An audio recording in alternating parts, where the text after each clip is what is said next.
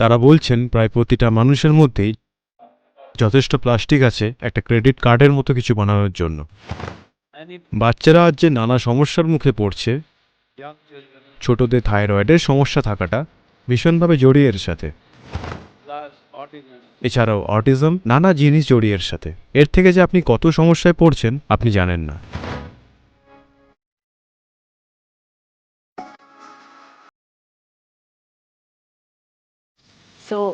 তো সদ্গুরু, আপনার বেশিরভাগ কাজই স্থায়ী সমাধানের উদ্দেশ্যে, আবার অনেক কাজই আপনার মানব সচেতনতা বাড়িয়ে তুলতে। এই কাজে একজন স্বতন্ত্র মানুষ বা কোনো ছোট ব্যবসা, সমাজ বা সম্প্রদায় কী ভূমিকা পালন করতে পারে? দেখুন, এগুলো দুটো আলাদা ব্যাপার নয়। মানুষের সচেতন হয়ে বাঁচা আর স্থায়ী সমাধান দুটো আলাদা ব্যাপার নয়। যেটা স্থায়ী নয় সেভাবে আমাদের কাজকর্ম করার একমাত্র কারণ হলো আমরা সচেতন নই। এই গ্রহে আমরা নিজেদের কাজকর্ম সচেতনভাবে করছি না। সবারই নিজস্ব বাধ্যবাধকতা আছে। স্বতন্ত্র ব্যক্তির বাধ্যবাধকতা আছে, সমাজের বাধ্যবাধকতা আছে, জাতির বাধ্যবাধকতা আছে, বিশ্বব্যাপী বাস্তবতার নিজস্ব বাধ্যবাধকতা আছে। এই বাধ্যবাধকতাগুলো মেটাতে আমরা এমন কিছু করে বসছি যেগুলো আমাদের অস্তিত্বের ভিত্তিটাই কেড়ে নিচ্ছে। এটা পঞ্চতন্ত্রের সেই আদর্শ গল্পটার মতো, যেখানে একজন গাছের ডালের ভুল দিকে বসে গাছটাকে কাটছে। সে কুপিয়েই চলেছে কারণ সে সফল হতে চায়, কিন্তু যেই না সে সফল হয় সে পড়ে যায়। আমাদেরও একই অবস্থা। আমরা এমনই বোকা বোকা কাজ করছি, সফল যখন হব আমরা পড়ে যাব। ঠিক। আমাদের প্রত্যেকের জীবনটাকে এমনভাবে গড়া উচিত যে আজ আমরা কি ব্যবহার করছি, এটা কোথায় যেতে চলেছে, শুধু এটুকু সচেতনতা। আমি আজ যাই ব্যবহার করছি, কাল সেটা কোথায় যাবে, এর শেষ ঠিকানা কি হবে, এর লক্ষ্য শেষমেশ কি। এবার একটা গুরুত্বপূর্ণ ব্যাপার হলো, ভারতীয় জাতি হিসেবে শত শত বা হাজার হাজার বছর ধরে আমরা হলাম বুননের জাতি। একটা সময় ছিল যখন আমরা গোটা ইউরোপ ও আরবে পোশাক যোগান দিতাম। আক্ষরিক অর্থে 60% পোশাক ভারত থেকেই আসতো। গ্রহের কোথাও কেউ এত সূক্ষ্ম পোশাক বানাতো না। এমনকি আজও আপনি যেটা পরে আছেন সেটা কেউ বানাতে পারবে না, তাই না? ঠিক। গ্রহের আর কোথাও না, কারণ এই দক্ষতাগুলো রাতারাতি অর্জন করা যায় না। এটা এমন না যে আপনি 4 বছরের একটা টেক্সটাইল কোর্স করে শিখে গেলেন। এটা সহজাতভাবে বিকশিত একটা ব্যাপার। প্রতিটা অঞ্চলে তাদের নানা রকম বুনন পদ্ধতি, নানা প্রকারের রং ছিল। হাতের কাছে যা মিলত তা দিয়েই তারা এত সূক্ষ্ম বুনন তৈরি করেছিল। 132টারও বেশি বুনন, একদম আলাদা আলাদা বুনন ছিল এই শতাব্দীর শুরুতে। এই মুহূর্তে এদের 65 থেকে 70খানা প্রায় লুপ্ত হতে বসেছে। আমরা কিছু উদ্যোগ নিচ্ছি তার জন্য, এই নিয়ে পরে কথা বলবো। কিন্তু বুনন আমাদের কাছে জল ভাত ছিল, এতে আমাদের ফিরে যাওয়া দরকার। মূলত ব্রিটিশ আমলেই এতে বাদ সাধে, যখন তারা ভারতের বুননের এই শক্তিটাকে ক্রমে ক্রমে ভাঙতে চাইছিল, কারণ তারা ম্যানচেস্টার বানাতে চেয়েছিল, যেটা তারা সফলভাবেই করেছে। এখন খুব গর্ব করে লোকে কোয়েম্বাটুরকে বলে ভারতের ম্যানচেস্টার। আমি বলি, দয়া করে এটা বলবেন না, বরং ম্যানচেস্টারকে ওদের ইংল্যান্ডের কোয়েম্বাটুর বলতে দিন। কারণ এইখানেই আসল তাঁত বোনা, চরকা কাটা, সব কিছু, সুতিও এখানেই ছিল। এই অঞ্চলটাতেই এটা হয়েছিল, আর প্রতিটা অঞ্চলেরই অনন্য ধরন ছিল। আমরা যদি সেটাকে ফিরিয়ে আনি, এমনকি কিছুটা হলেও যদি আমরা দরকার মতো বাজার তৈরি করি, যেই দক্ষতাটা আছে সেটাকে ঝালিয়ে নিই, আমি বলছি আগামী 5 থেকে 6 বছরের মধ্যে এ দেশে অনায়াসে 20 থেকে 30 কোটি মানুষের কাজের ব্যবস্থা হয়ে যাবে। বুনন শিল্প কিছুটা উদ্যোগ নিয়েছে, অনেক নীতি পাল্টে গেছে, আমরাও তাদের সাথে কাজ করছি। কিন্তু আপনি বিপ্লব চাইলে এটাই যথেষ্ট নয়। সবচেয়ে বড় কথা, এই সব কিছুর জন্য আপনার চাই বাজার। এই জন্য আপনি খুব গুরুত্বপূর্ণ। আপনার সাথে কথা বলার এটাও একটা কারণ আমাদের একটা বাজার দরকার।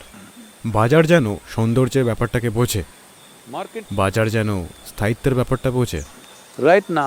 এখন লোকে কোনো দোকানে গিয়ে 10টা নাইলনের জামা কিনতে চায়, 10 nylon clothes.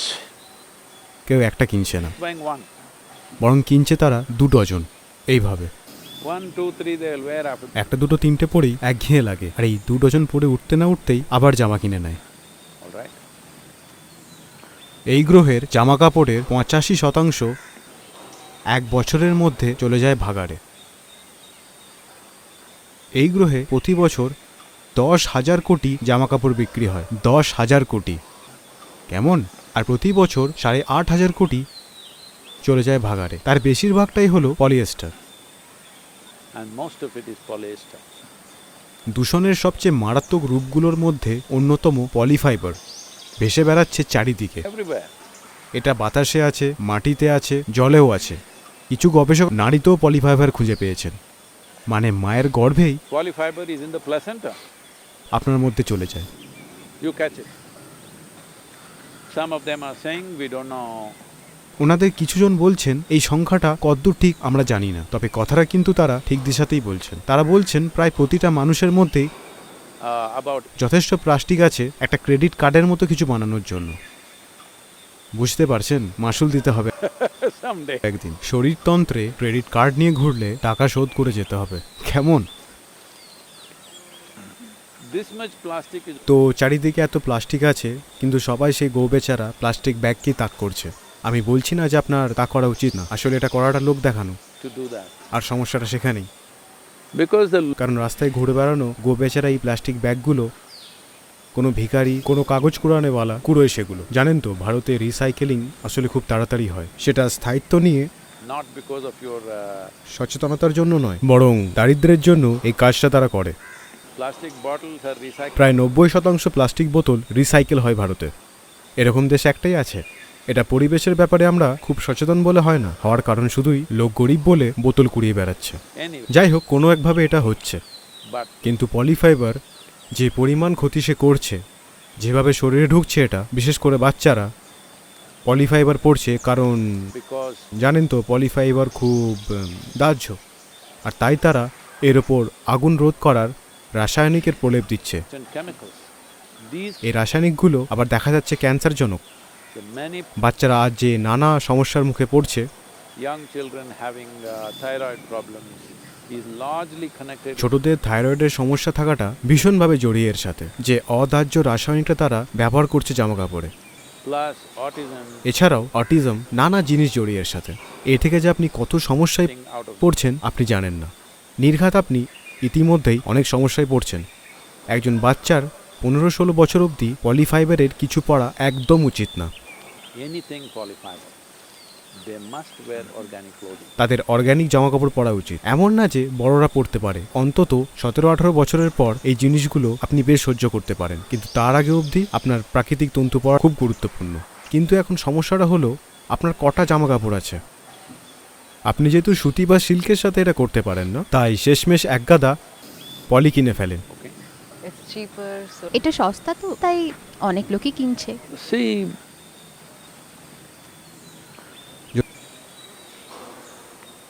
তো আমি একটা সহজ পরামর্শ দিচ্ছি যে you have তেলেঙ্গানায় আপনার প্রভাব আছে, এর জন্য আপনাকে চেষ্টা করতে হবে that যাতে স্কুল ইউনিফর্মগুলো অন্তত সুতি হয় or বা লিনেন, যেটা সামর্থ্যে কুলোবে। all right. কিন্তু এটা পলিফাইবার হওয়া উচিত নয়।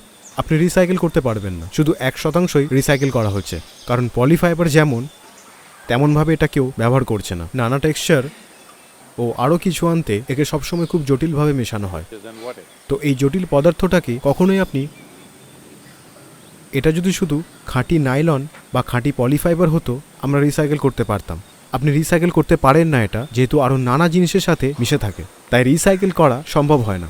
আপনার জামা কাপড় হিসাবে Of the polyfiber. ব্যবহার করা পলিফাইবারের 1% শুধু রিসাইকেল হচ্ছে, বাকিটা পুরোটাই প্রকৃতিতে চলে যাচ্ছে আর নানা রকমভাবে আমাদের কাছে ফেরত আসছে।